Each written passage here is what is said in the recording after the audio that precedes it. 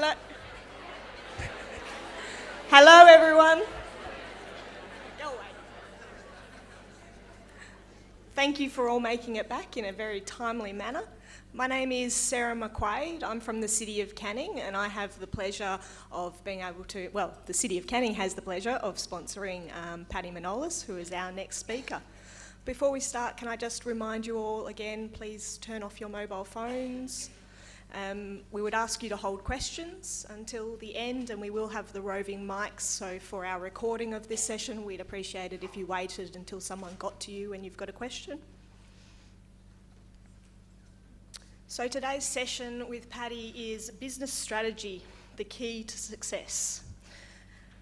Patti Manolis is Chief Executive Officer of Geelong Regional Library Corporation, a recognised industry leader in Victoria and beyond, delivering inclusive services across 4 local government areas via a network of 16 libraries, 2 mobile libraries, a website providing access to a range of digital services.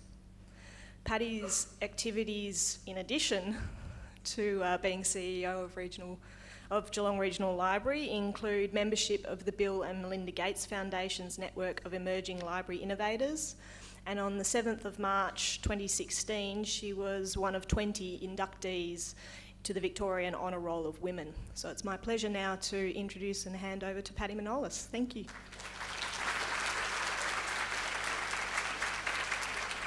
Thank you, Sarah, for the very warm welcome. There was a big photo up on the screen there, and I noticed I've got the same jacket on. I did that intentionally. So you recognise who I am. Yep. Thank you so much for the great care I'm being shown, all of us, the guest speakers in your wonderful state of WA. Now, before I start, I'm going to ask a big favour of you. I want to take a photo of you and put it on Twitter. And what I'm going to do is I'm going to go over to that corner and I'm going to point the camera at you. I'm going to say 1, 2, 3. And if you can just maybe put a fist up in the air or 2 or something, if that's all right with you, that would be really wonderful. A big hello to public library colleagues in Victoria. That would be fantastic. Thank you. So I'm just going to do that now.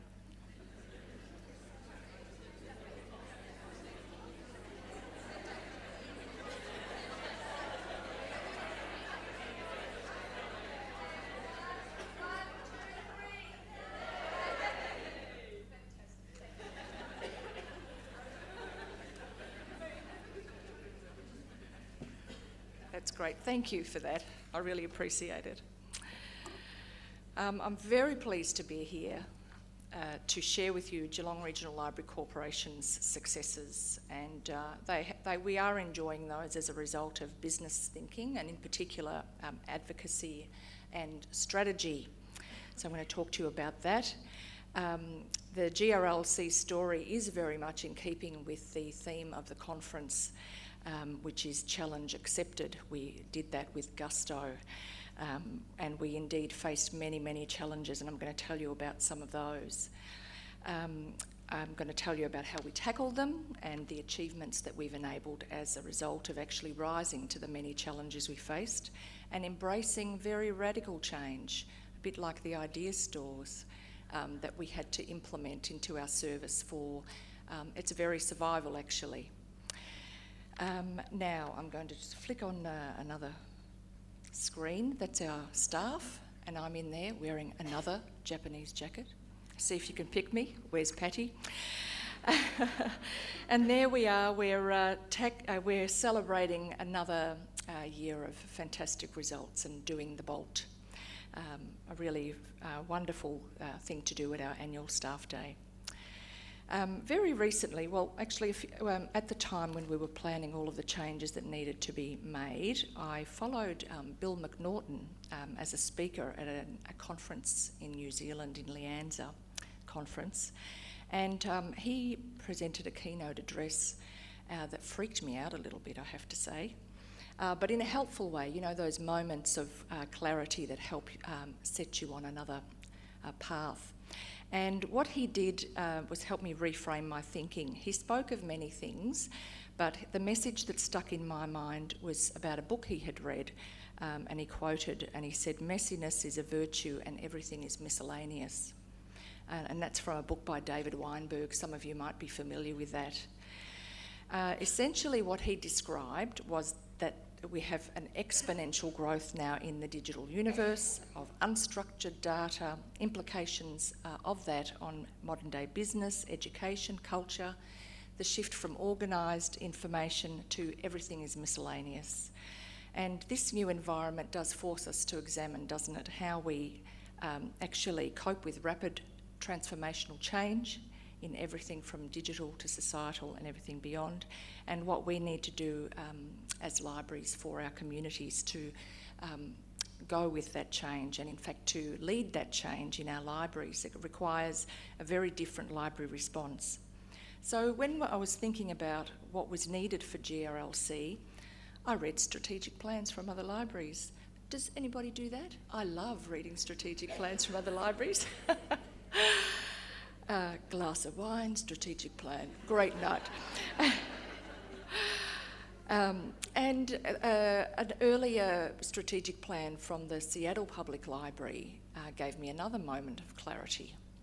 And it was only one sentence in it, and I'll quote it.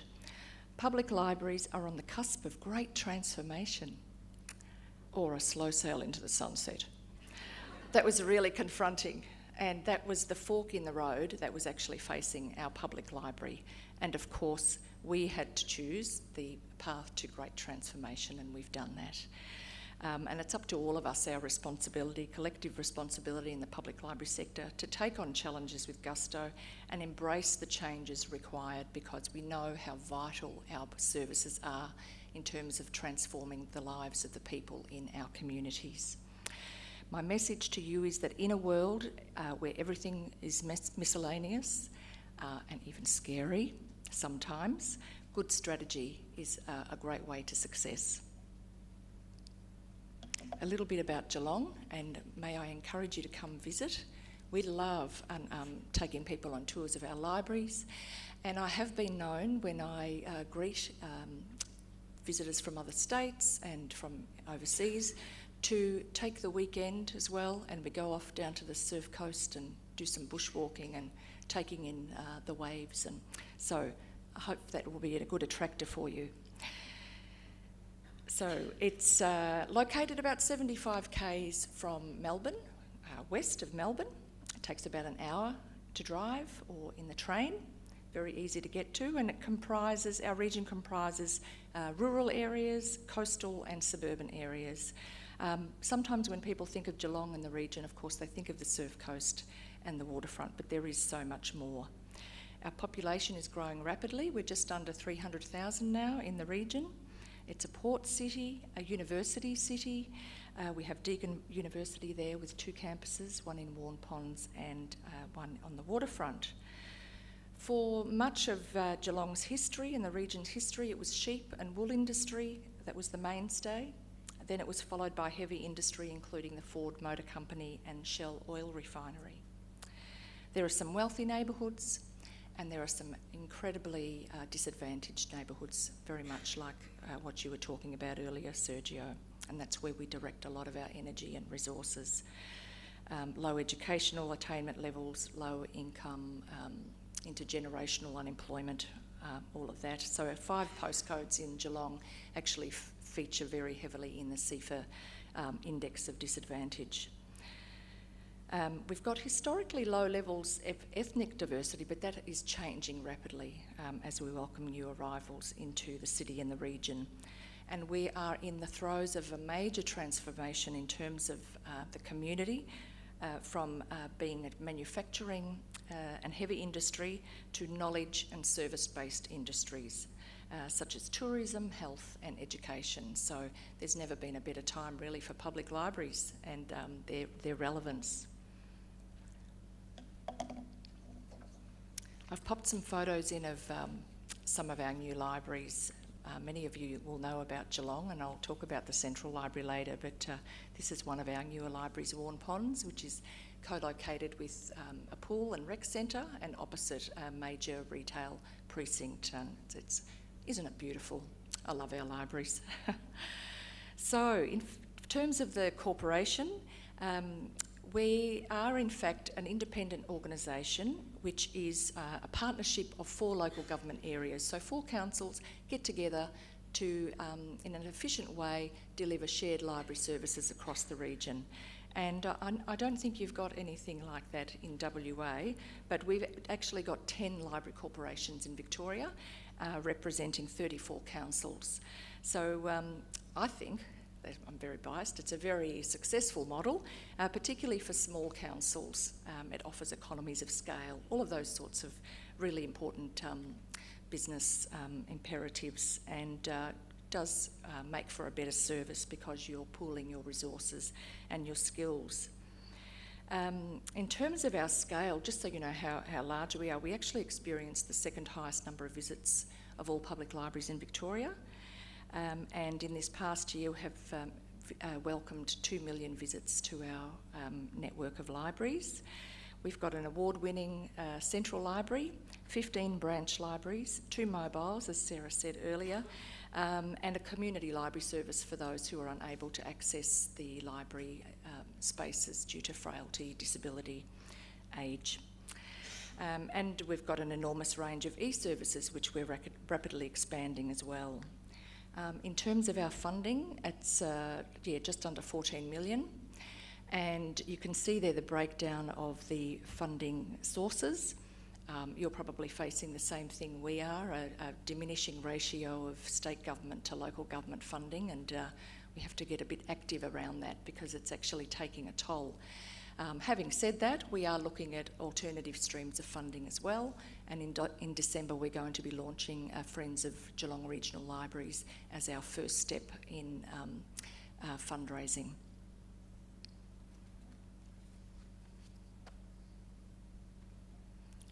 And I'm just going to point out another library. I've put these pictures in there deliberately, again, to attract you to come along and tour our network. So the photo at the bottom there is the Bannockburn Library, and that's part of a cultural centre in Golden Plains Shire, which is one of our partner councils, and a really great space. It's a little library, about 500 square metres, but co-located with a very large hall, meeting room spaces, youth space, training spaces, and I'd love to show you around that sometime. There's some figures. I love figures. I won't talk about them too much, but again, just to give you an indication of the scope of the library service and some of the incredible attendances that we do get to our service. It wasn't always the case. So I'm going to take you back 10 years. Some of you who were part of the change workshop that Sergio and I did yesterday will have seen a couple of these slides, but I'm going to be looking at them from a different perspective, so don't worry. One of the things I had to do when I first started this job back in 2007 was report back within 6 weeks to the board. What are the challenges? Boy, that was easy, everything. I went back and I said, you know, we really need to raise the profile and reputation of the public libraries in the Geelong region. A bit of a similar story really to Sergio's and what was happening in his area with libraries. We needed to increase investment so that we had a greater volume of services, and diversity and quality of services really lift the standard across all areas. We needed to examine ways of ensuring financial sustainability. And we needed to be able to continue to deliver the traditional services that our communities still expect. We still want hard copy, don't we? We still need study spaces, really good public space. But we needed to expand to really take on board some of the services that were highlighted in a really terrific report which reframed our thinking in Victoria. This report that was published in 2005, Libraries Building Communities. That's a photo from our new library. I'll talk a little bit more about that later. Some of the challenges, rapidly growing population, but not a growing library service. Our workforce was very stretched. We, as you can see there from the numbers back then, 55 EFT across, we had then 13 libraries and 3 mobile libraries. So stretched very thin, and actually spending a lot of their time on transactional, check in, check out, and not much else.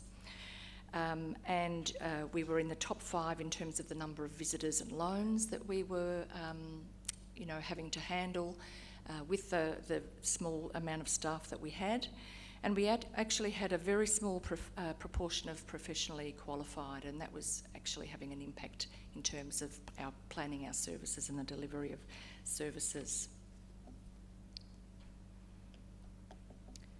Financial sustainability I mentioned, I'll just leave you with that benchmarking.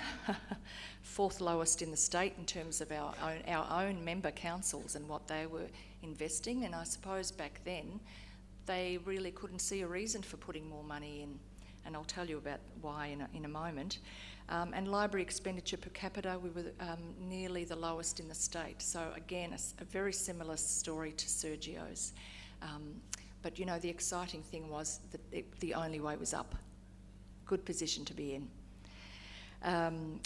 Description there, collection was very poor in terms of volume and quality, very old. I think back then our collection was only about 30% of it had been purchased in the past 5 years. It was old, outdated, and not meeting the needs. Our buildings needed a lot of work. Technology, oh dear, I don't know what else to say about it. I mentioned yesterday I felt like it was being held together with paper clips, and we had one part-time library officer attending to it. It was just terrible. That poor person was so stressed. And I've bolded the most important thing, which underpins any good business practice, and that is vision and strategic direction. And at that time, the library plan had a vision that was something like to provide the best customer service we possibly can. No, that's part of what you do and how you do it, but why are we here? What is it we're trying to achieve, and what do we need to do for our community? So, I actually convinced the board that not to do anything for a year other than explore. That doesn't sound very business-like, does it? But it was actually a key component of our business practice, and that is to undertake research. So it's actually in the minutes of the board meeting, this first bit, that an extensive and participatory strategic planning process inclusive of all key stakeholders, including the board, staff, member councils and respective communities, be undertaken during 07-08, and that's all we did. We explored and researched and learned, and that the board and relevant council and GRLC officers participate in a study tour of leading Australian libraries. And we did that too. And that was the key really to changing the mindsets of our politicians and decision makers at the 4 member councils.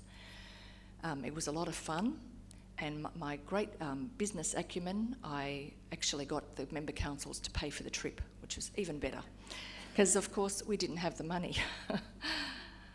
They could see my desperation.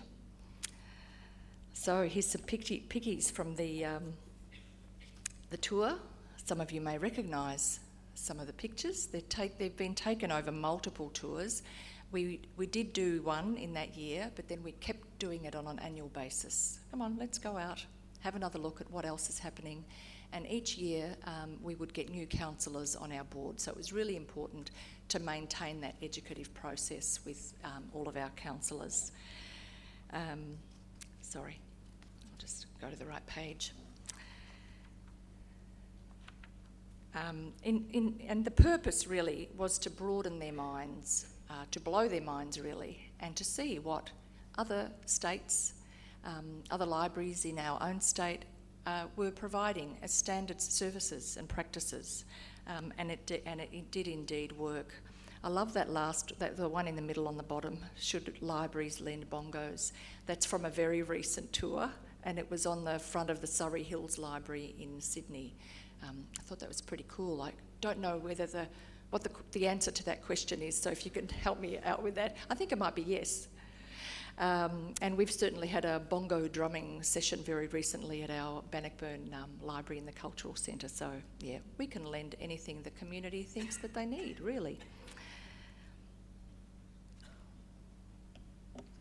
The research component was certainly helped over the period by the great work that we do in partnership with the State Library. And like WA, our State Library is a leader and great supporter of public libraries, and we have over the years together produced some very landmark research reports, and I would encourage you to go onto our public libraries victoria.net.au and you'll find all of those resources available there. What these research reports did were demonstrate the many, many benefits of public libraries over a multitude of ways to communities. So we looked at social benefits in libraries building communities, economic benefits in dollars, cents in public libraries, and I was so interested to hear that return on investment figure today about your better beginnings. I mean, that sort of data is so powerful, really powerful. We've done a strategic 2030 strategy that's really interesting and presents some scenarios, likely scenarios that we're going to be operating in very, very soon, and creative communities, which outline or details the cultural benefits of public libraries, and I'd like to get you to explore that, because I think that the cultural benefits is probably an area that we're not as confident talking about. But we are so there, you know, we just do so much for our communities across a whole range of different cultural areas. And the very boring document over here, that's a report called GRLC Assessment of Industry Standing and Financial Position. Very boring, but again, very powerful, because what we did was engage a consultant to help us analyse data from the annual survey of public libraries and to see how we compare to other libraries. So a benchmarking exercise, and that then determines your industry standing. The same data was used to analyse our financial position, and so coupled with the tours and seeing the possibilities and the reality of where we were at, really raised the awareness to a huge level of our board members, and they became our great advocates, and that is how our transformation started. So they would go back to their member councils and say, no way are we accepting a 1% increase. We want 15%. That's what we got in the first year. Then we got another 15%. Then we got 10% and 9% and 6%. So the increases started to drop, but that was because they could see the huge differences that were being made with that investment in public libraries. Our councils didn't want to be the lowest funding member councils in the state. They found that really shocking, but it hadn't been presented to them before. So benchmarking and research, really important aspect of the work that we do. I went to a lot of meetings, I talked to a lot of people, service clubs, showed them photos from the study tours, and my role really was to raise community expectations and demands, what they want in terms of the library services in Geelong, and that was really, very effective. It was great. They became our greatest advocates. Vision and strategy, I've highlighted that again. I can't emphasise enough how important it is to have clarity of vision. And this work is actually always the foundation of any activity, and most certainly success, and ought to drive any action planning that you undertake. So our first library plan, very ambitious, but I'm pleased to say we delivered on about 95% of what was in there, was Reading Revolution, Library Plan 2008 to 2013. I'm pleased to say that the building redevelopments that were outlined in there, the service improvements and the funding improvements were all achieved. The other picture next to that you can see is the Public Library Buildings Development Strategy. So that was another plan that we developed, which articulated the improvements that were required in our existing public libraries and where we needed to build some new ones. Again, a very key document that once endorsed by the councils, actually attracted funds. So I think you're getting the picture now. I'm right into planning, right into strategies. When I was first doing this work, some of our staff were getting a little bit frustrated with all the strategy work. When are you going to do something? Just wait, it's going to happen. That's our second 4-year plan going towards my left there. Reading is always in the titles. So this one was Reading the Future, Next Generation Libraries. And again, we've just completed our fourth year of that plan, and pleased to say we've delivered on many of the actions in there.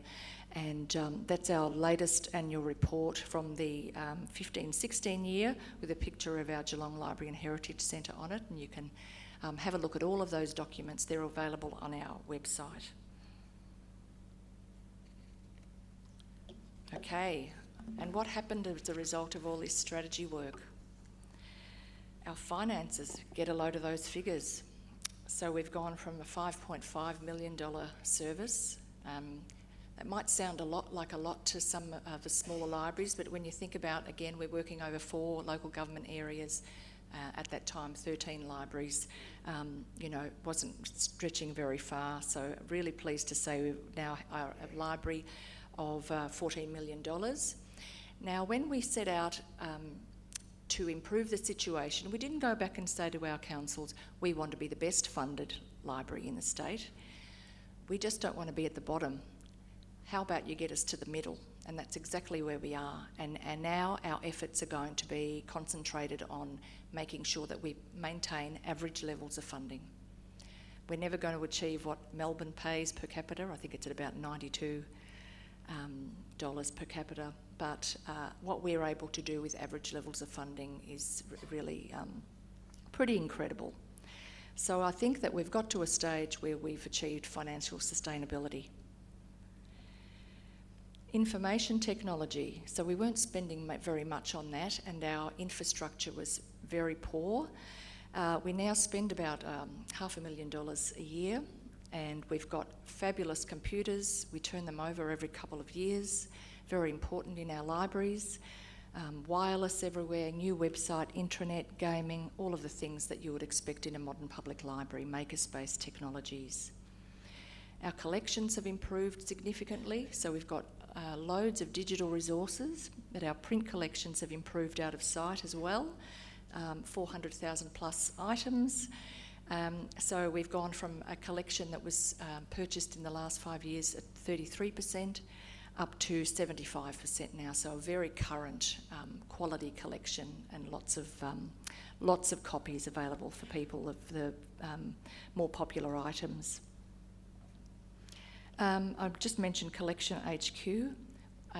Some of you may already use that, but even when we're managing our collections, we adopt a very business-like analysis of its usage, and that's what drives our collection purchases and how we move the collections around our region. This is an area that I'm most proud of, and like Sergio, we're about learning, and it's really important that not only do we provide the resources, but that we provide activation of our spaces and learning opportunities for all members of our community. So we used to have about 17,000 attendances a year to our lifelong learning programs, and that was really just to a handful of story times that were offered in our larger branches. And we've just, in this last year, achieved 150,000 attendances to a whole range of different programs, our e-know-how programs, lots of reading literacy development with our younger members, outreach work, of course, youth programs. We have the only national non-fiction festival that's run in the country that's coming up in November. Hey, that might be a good time for a visit. So really, really, really pleased with the lifelong learning and cultural programming that has been enabled by that investment and commitment from our member councils and our communities. Library and learning services, you can see there, increases in visits and loans. And I'll talk a little bit about our workforce. I didn't cover a very important point earlier. I mustn't have looked at my notes, and that was when we were doing the research, we did an extensive community engagement program, and we utilised a survey tool that was developed by the Libraries Building Communities project. And we use that in particular because not only does it measure things like, participation and customer satisfaction, it also measures some social capital indicators. Things like, I feel safe in my public library. Things like using the public library makes me read more to my children, that kind of thing. So we did that. We then travelled all over the region and had lots of conversations with our community members. Bit of a PowerPoint showing them, what the possibilities are, lifting the expectations and hearing from them about what they wanted to see in their libraries. So I'll turn now to workforce. Pleasingly, our numbers have increased significantly. We do have standards around minimum qualifications, but as we're all going to have to do in future, and some of you here I'm sure already are doing, we're diversifying those qualifications. So some of the people who run our children's programs, for example, are not librarians, but they might have a kindergarten qualification, or they may be a primary teacher. We have an archaeologist who works in our heritage centre. So really vital that we, of course, have information managers, and, if we're not curating and organising and navigating information for the public, no one else is going to do it. Librarians and information professionals are very, very important, but we need to welcome other professions into our library spaces as well. IT is another area, of course. Regular training and development, and I talked about some of the programs that we undertook in the change management workshop yesterday, but we've had a Way We Work program, which is a bit of a cultural change. We did that over 2 years, and essentially that program was about helping our staff manage the very radical changes that were happening in the library, and to help them and give them space to talk about those and come up with some solutions for how to deal with it, and really to de-stress the workforce, because change can be quite stressful. This is Heather. She's the archaeologist. She also loves the technology and can be seen on these beanbags. Don't have a very PC name. They're called Fat Boys. They're very, very popular. That's in our youth space in the new library, and I'll talk about that in a tick. So what has been the change in the workforce from transactional to transformational, and people and community focus always at the centre in everything we do, everything we plan, everything that we implement.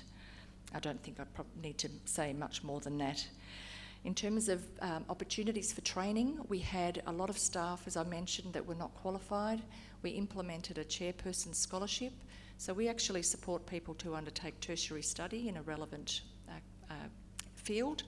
So we've had people train as librarians, fully funding that, and we've had people go off and do short courses. We fully fund that as well. We really want to embed a love of lifelong learning in our staff so that they can role model that for the community. Lots of technology training too. Okay, building infrastructure. I can't remember how many libraries we've redeveloped. Isn't that terrible? I think it's about 5 or 6. We've had 4 new libraries, including the Central Library, and I'm going to show some pickies in a moment, and hopefully I'm going to see faces like this. Wow. And there's a list there. Please come for a tour. This is just a little picture of a refurbished space, children's space in the small Torquay Library. So this library is about 500 square metres, and with the Surf Coast we're planning a much bigger library in the near future, because like many of the areas in our region, a rapidly growing population, and who wouldn't want to move to the Surf Coast? And more libraries in planning stages. What do you think of that? I love it. This is our new Central Library. Multi-award winning. Oh, where's my notes about all the awards? I haven't got them. We got lots of architectural awards. The Victorian Architecture Public Architecture Award, Interior Design, Regional Architecture. ARM Architecture won the Victoria Architecture Medal for the library. We got Members' Choice in the ALIA Design Awards. Who knows who got the public library? And I'm not surprised. I got to visit when I first arrived. What a beautiful library your Perth Central Library is, just gorgeous.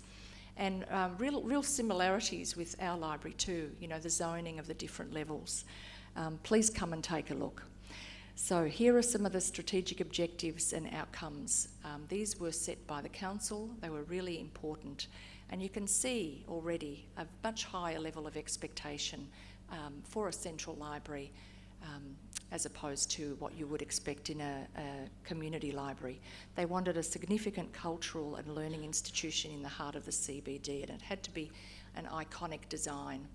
And so wonderful that they actually chose the Library and Heritage Centre to be that very first major project for council. This is it was $45 million, and their biggest project, their first huge project. Really proud that it was a library. And again, this didn't happen by accident. It was that fantastic work that we did in terms of our business processes and benchmarking and turning our board members into advocates and our community into advocates.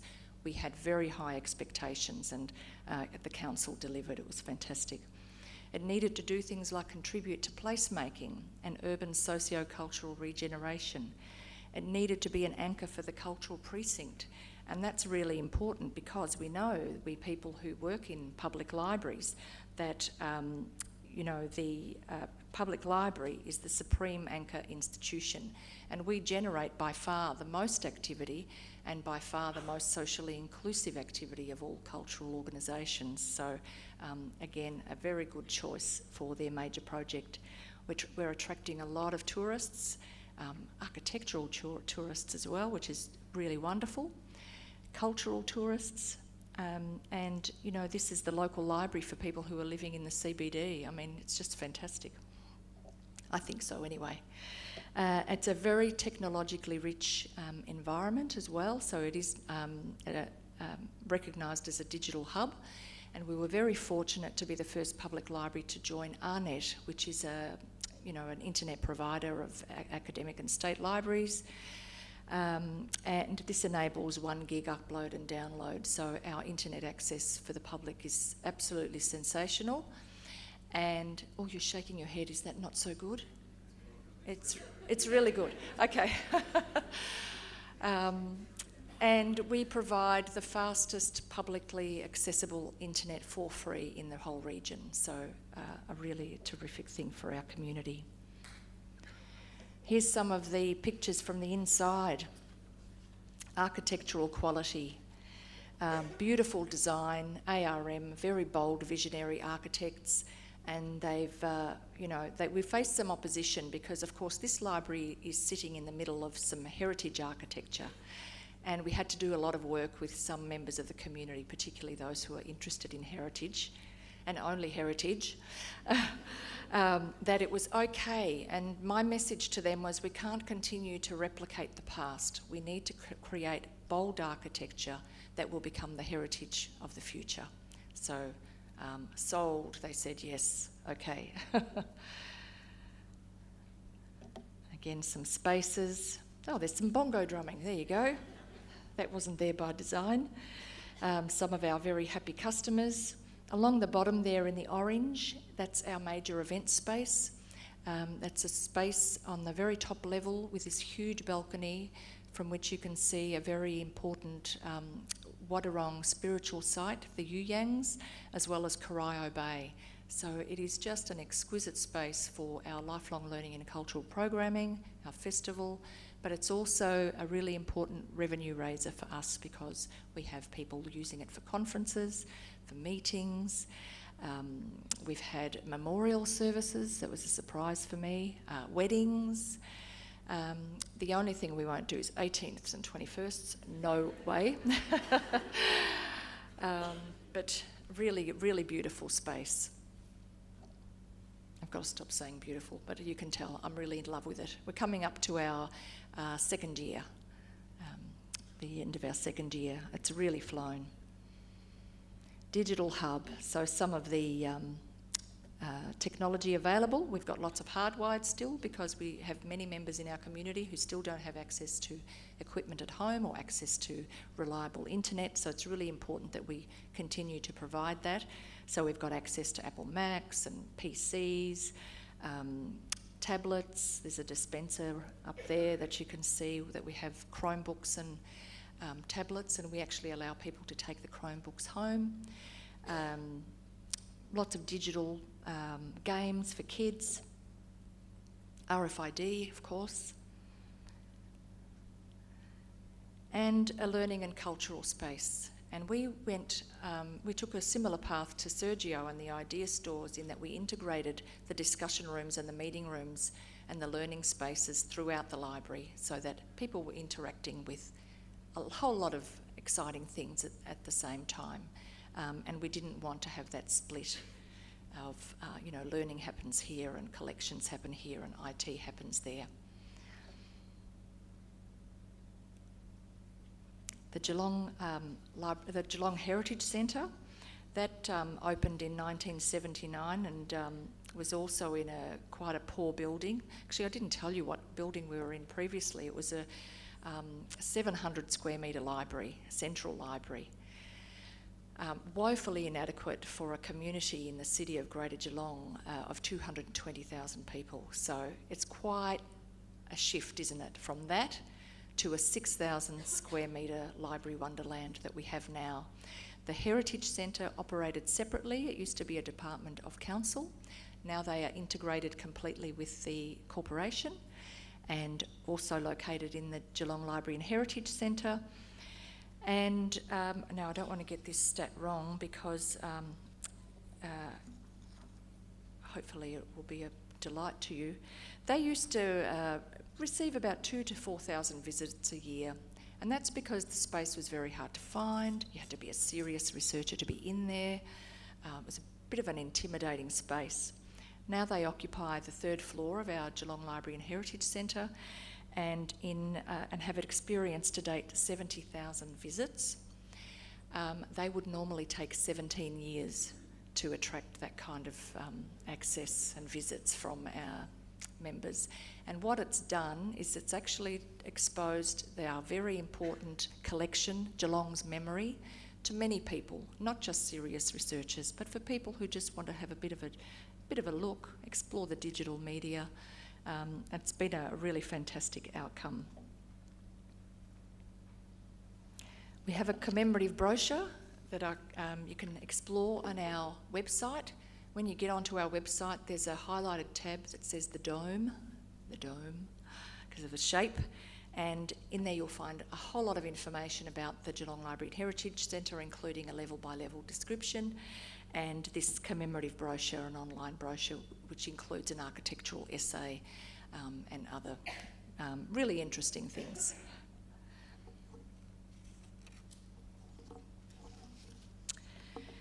Okay, one final achievement.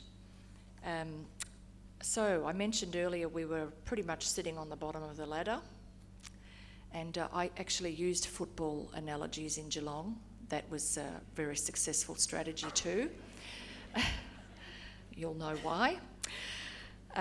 But what has happened is that we have moved way up the ladder in terms of our community participation, our service quality, our lifelong learning programs, and independent analysis of our annual survey has found that for the last 3 years running, we have been the top performer of all libraries across the state. So it's about the services, but also being able to deliver them in an operationally and financially efficient way. And we're very proud of that, and we hope to maintain that position, or, in the top 5 is pretty good. We should give somebody else a little go. And there we are again, celebrating at a staff day, this time on the ground floor of the Geelong Library and Heritage Centre. Fists up in the air, yes, we're happy. And some photos there, a recently refurbished mobile library. We still have 2 mobile libraries that travel to our remote areas. Very important that that continues. And Lara Library for a community of 15,000 who, until very recently, were only receiving mobile library services. So we came up with an interim solution, which is a portable. That building there is actually a 500 square metre portable, and it's operating very effectively until such time as the council's actually able to put in place a more permanent community hub solution, which they're working towards now. So the next phase for us, what do you reckon about those outfits as a staff uniform? I think I'd be pushing it, wouldn't I? I've heard a bit about uniforms at the conference, so I'm very interested to explore that. We don't have that. We don't have uniforms at the moment. Sorry, Sarah, I've got to wind up. No. Yes. So, new library plan. That's on our website as well. Give us a week though, because it hasn't been graphically designed yet, and I want you to see it in a beautiful form, so don't look for another week or two, okay? But that's our vision.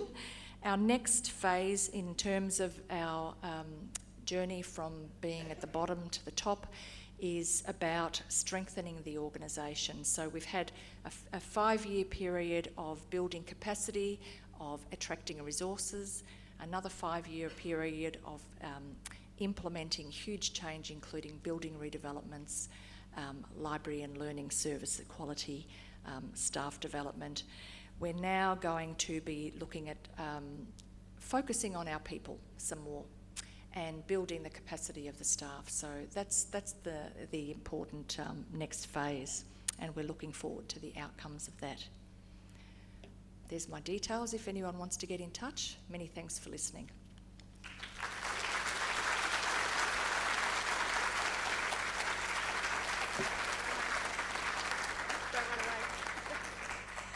Thank you, Patti. That was absolutely wonderful and a great journey that you have been on, and I'm sure that there are going to be a lot of questions, so we'll open it up to the floor and go from there.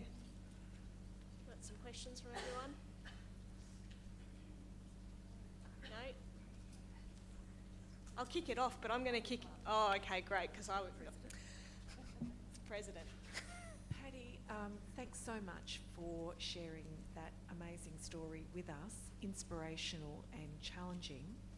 I just want to pick your brains a little bit about strategic planning as a concept, and for some of us who haven't had that experience, just some tips and how to get your toes wet. That's a very good point, and really the effort that we put into strategic plans is really something that we have to do. It's legislatively required. So we have our own clause, Regional Library Corporations, in the Local Government Act, and we have to operate in the same way as a council. So council plan, library plan, budget and strategic resource plan. So in a way we're forced. However, you can have boring, unambitious plans, or you can have really exciting, aspirational plans. And I think the best way to dip your toe in the water is to, glass of wine, strategic plans, look at what other people are doing. But I think that the key really is the emphasis, I can't emphasise enough, the talking to the community and your key stakeholders to really drive the direction that you take in that.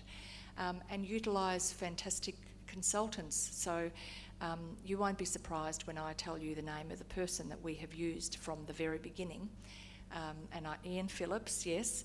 And Ian Phillips was actually the consultant who also worked with us and the State Library on the Libraries Building Communities project. So he knows public libraries really well. He knows the incredible transformational power that we have in our communities and how important we are. And he's incredibly, visionary himself and very, very helpful. And I would engage the services of experts to help you. Like Sergio talked about marketing people. Where you don't have the expertise, it is a very, very good idea to bring those people in. But don't scrimp on the community consultation. That's the key.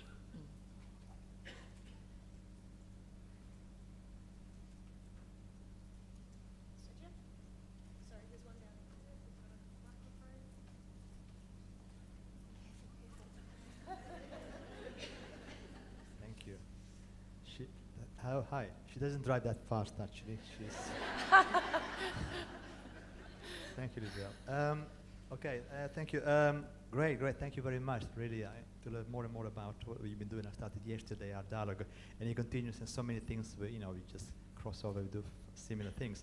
And I love the fact actually you stress the importance of strategy, and you worked with your staff to explain, be patient. Yes. Strategy really is important. I really love that actually. That's really, sometimes people want to jump into, okay, let's start now, but actually, take your time. It takes time to develop a strategy and do it once and do it well.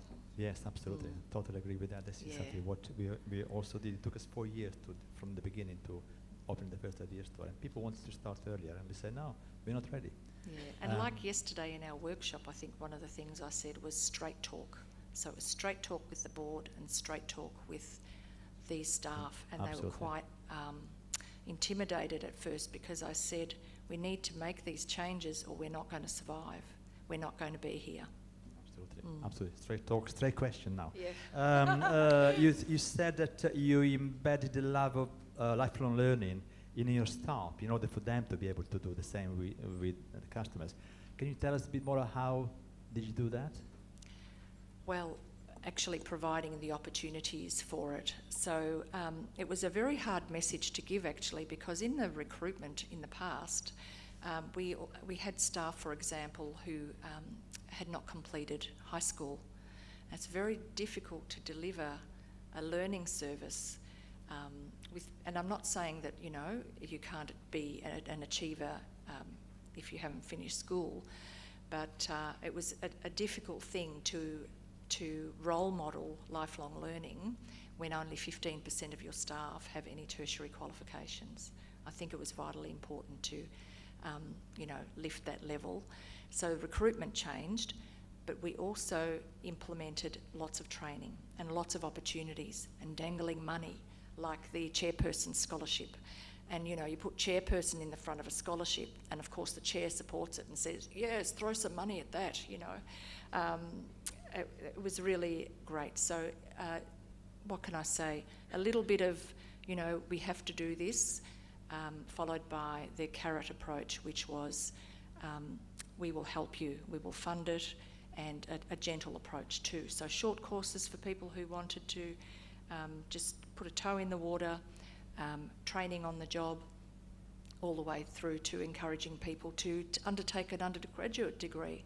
And we've had many staff do that, and they are amazing people, full-time workers who have taken on 6 years of part-time study to do better in their job. And you can imagine the kind of commitment that then develops in your staff too, to the organisation. So if you want generosity and quality, you've got to kind of give it. Yeah. I hope I've answered the question. You did. Thank you very much. Okay.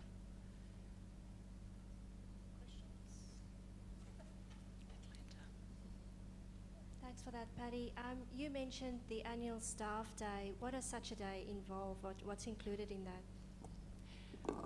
We've implemented that, and we've been doing that for about 8 years now, because our network is so huge and some of our staff never get to see each other. So one of the number one factors for, or motivations for it, is to have staff getting together, getting to know each other, socialising. So we have, things like half-hour tea breaks, a whole hour for lunch. But the other thing that we do it for, the other vital motivation, is we explore the big picture. So sometimes it might be technology. The one that's coming up now, we're actually looking at the huge changes that are happening in workforce, the gig economy, multi-careers in one lifetime, full-time jobs diminishing. How do we help our community transition from the old way of working and enabling them to be successful in this new environment we're operating in? So we're going to look at some of those amazing, some not so amazing, some are negative, but what's happening out there in terms of employment, yeah.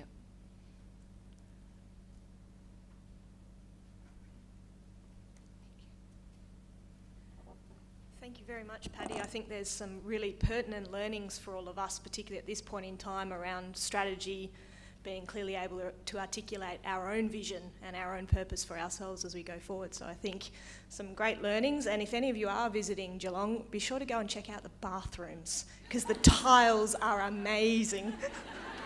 Thank you very much, Patti. Thank you.